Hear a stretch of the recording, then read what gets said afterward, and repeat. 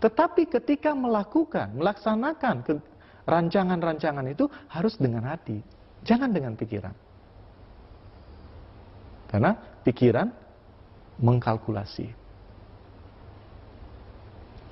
Pikiran atau otak, kita bicara tentang otak.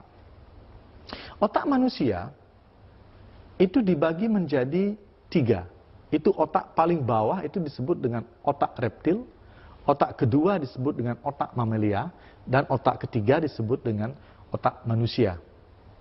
Otak manusia dibagi lagi otak belakang, otak depan. Otak depan dibagi lagi menjadi 2, yaitu otak kanan dan otak kiri. Saat ini kita menggunakan sebagian besar otak yang kita gunakan adalah otak kiri, yang penuh dengan logika, penuh dengan perhitungan-perhitungan.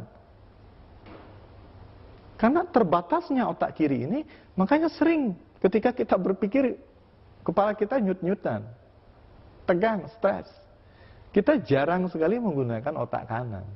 Otak kanan ini adalah otak yang luar biasa. Otak berkaitan dengan imajinasi-imajinasi, dengan karya-karya besar. Makanya perlu sekali kita mengembangkan otak kanan dan otak kiri, agar ketika kita mengambil keputusan, itu keputusan kita tepat. Nah, perumpamaan tentang otak kanan, otak kiri, dan hati, ini kita bisa kembali ke story atau sejarah, yaitu tentang ketika Mahabharata. Di dalam cerita Mahabharata, itu ada kelompok Korawa dan Pandawa. Kelompok Korawa kita bisa umpamakan sebagai otak kiri. Itu jumlahnya 100. Kemudian Pandawa otak kanan yang jumlahnya 5. Sebenarnya setiap saat yang terjadi adalah pertempuran antara otak kanan dan otak kiri. Ketika otak kanan mengeluarkan ide positif, otak kiri akan merampoknya. Keluar ide positif, dirampok, diperangi. Kemudian yang kalah sudah otomatis, yang kalah adalah yang lebih kecil.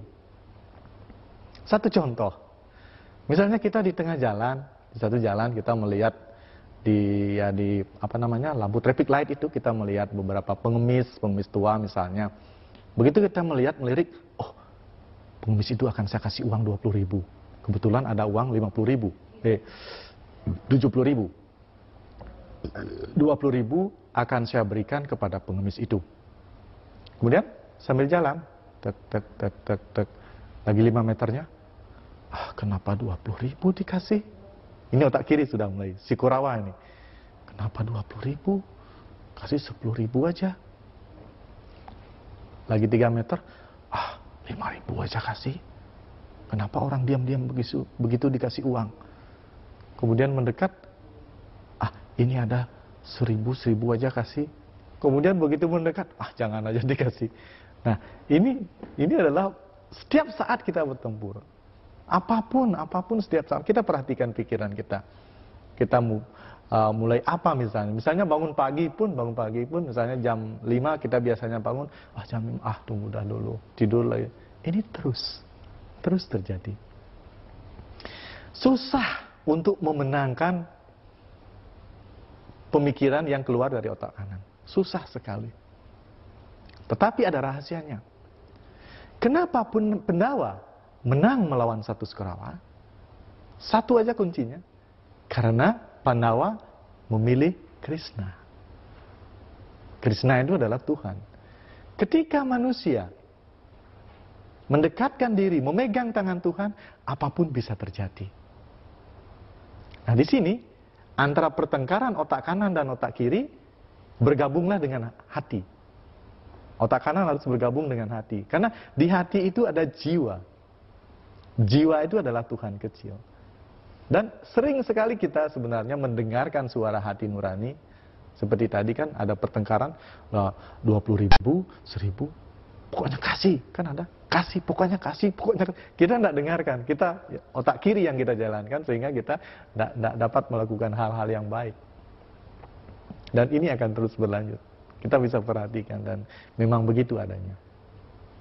Nah, untuk mampu merubah kehidupan kita saat ini, yang terpenting adalah bagaimana kita bisa mengenali diri kita, kemudian menyatu dengan Sang Pencipta. Tadi kan sudah dijelaskan bahwa Tuhan itu adalah segala-galanya. Tuhan berada di mana-mana. Tuhan adalah musuh-musuh sekalipun sahabat-sahabat kita. Maka perbanyaklah menjalin persahabatan. Dan ketika pertapa bertanya, Tuhan, aku ini siapa?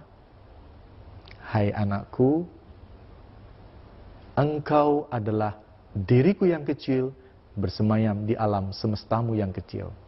Aku berada di dalam tubuhmu. Sifat-sifatmu sama dengan diriku. Kau juga sama dengan diriku, kau maha pencipta.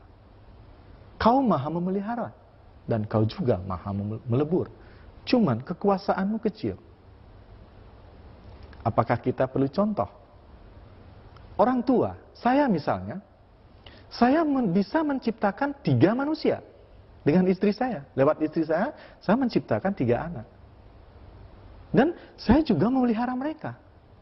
Bapak ibu juga demikian. Bapak ibu yang punya anak 3 bisa menciptakan 3 manusia. Kemudian bapak ibu langsung memelihara 3 manusia itu. Ini sebenarnya.